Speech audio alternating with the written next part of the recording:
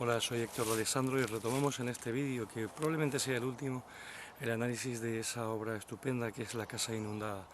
Obra compleja de Felisberto Hernández, donde abunda en comparaciones, en metáforas, en alusiones, en ilusiones,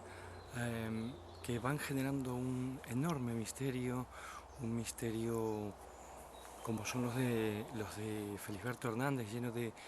molicie y quizás un poco de tristeza o depresión, una melancolía humeante o vaporosa que lo va recorriendo todo.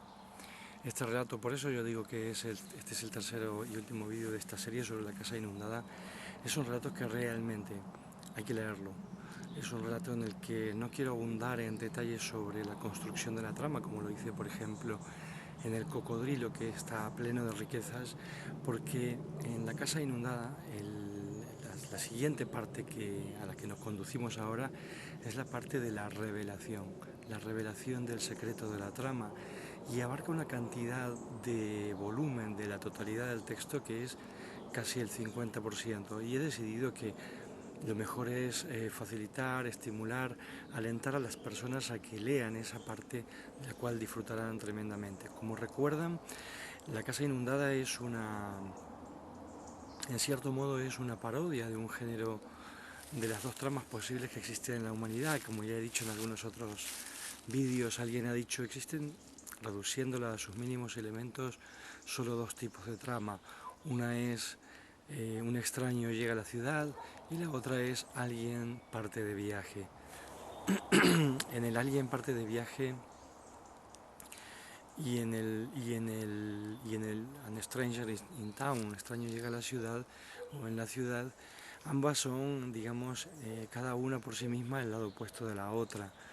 Eh, el narrador de Felisberto Hernández, que llega a la casa inundada, es un stranger in town al mismo tiempo que es alguien que parte de viaje.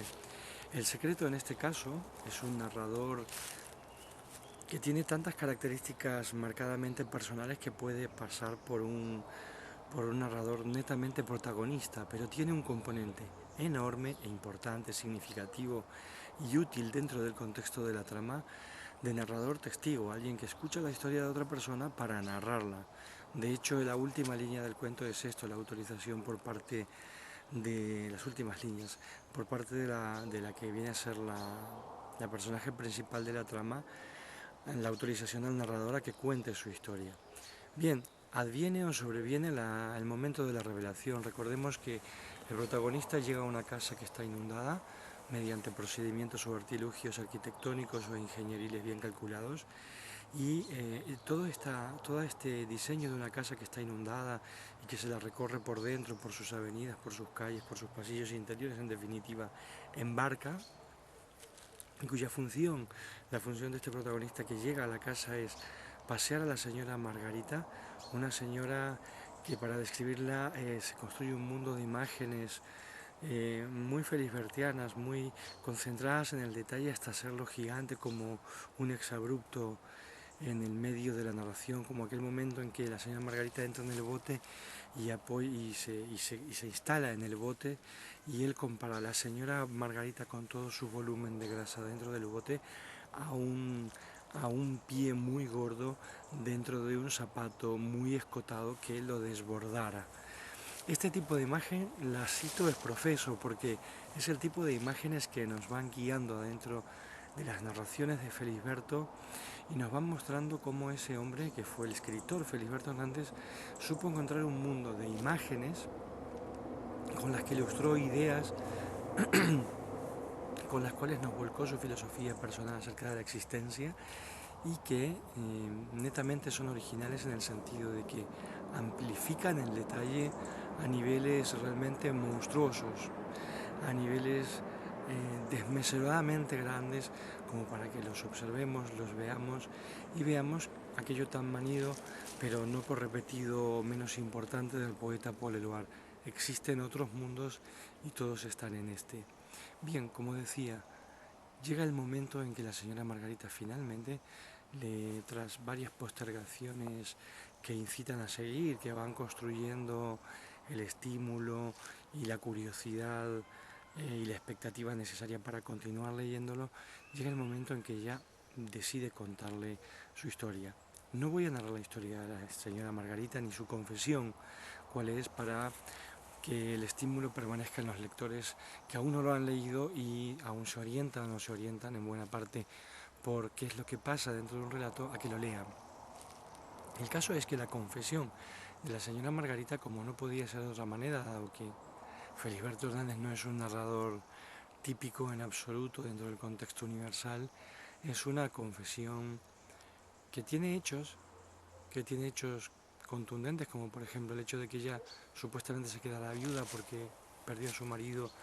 que se cayó dentro de un agujero en una montaña suiza, según narra en un momento otro personaje de la narración, pero esto la advoca, la conduce, la lleva a ella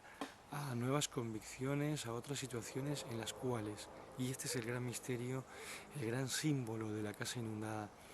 la conduce a establecer una comunicación filosófica, romántica, sentimental, melodiosa, profunda con el agua, con el elemento agua, con las diferentes aguas que hay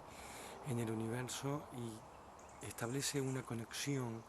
desde su inconsciente personal con las aguas, a punto de convertir a las aguas no solo en un referente, sino en un depositario de una memoria que la abarca a ella y abarca también en un movimiento estilístico de Felisberto Hernández extraordinario, en el cual transfiere los contenidos mentales de unas mentes a las otras dentro del contexto de una frase, para obtener en la mente del lector un grado de confusión y al mismo tiempo de facilidad en la transición pasmosos, y que hace que tanto la protagonista como este narrador testigo, que al mismo tiempo es bastante protagonista, se conviertan en una suerte de, cito textualmente, de religiosos del agua, puesto que el narrador en un momento llega a decir que adquirió la convicción de que una religión del agua era posible. Ese es el gran secreto de Margarita, un secreto que está vinculado al agua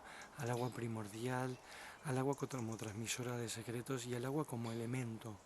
en definitiva literario o imaginario, en el sentido de una imagen arquetípica, por supuesto, que conecta a unos personajes con otros, unas vidas con otras, unos tipos de pensamiento con los otros, y al narrador, por supuesto, con el lector, con el espectador, con quienes estamos de este lado y observamos atónitos como un hombre como Felisberto Hernández construye un mundo absolutamente original, que no hubo antes otro ni hubo otro después similar a este, con unos elementos que parecen, por su sencillez, el arte es sencillez, cuando es extremo, decía Platón, por su sencillez sorprenden y pueden parecer cosas fáciles o que están vinculadas a modos de hablar populares, cuando en realidad hay detrás una gran labor de construcción, de composición estilística, una sofisticada inteligencia para vincular elementos que antes no estaban vinculados entre sí. Hete aquí la definición clara y concreta de creatividad y de originalidad,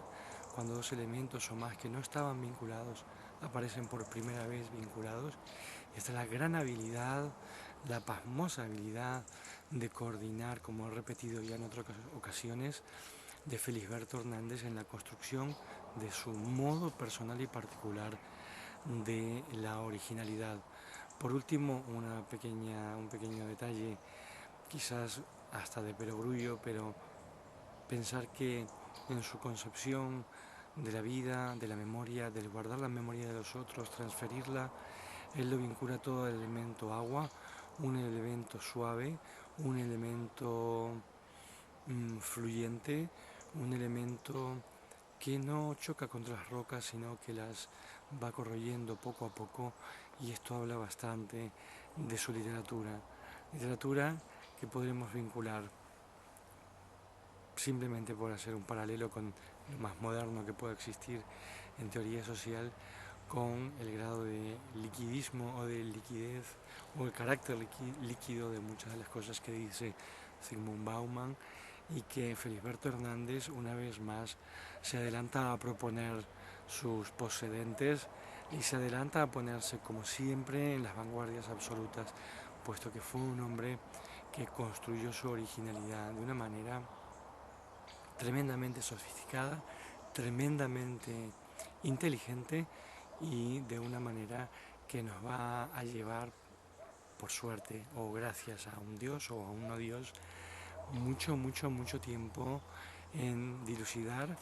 y disfrutar, siempre disfrutar en este elemento líquido, en esta literatura líquida que es la de Felisberto Hernández. Muchas gracias y que disfruten muchísimo, como yo siempre he disfrutado, leyendo La casa inundada en este caso y también el resto, el conjunto de la obra de Felisberto Hernández. Muchas gracias.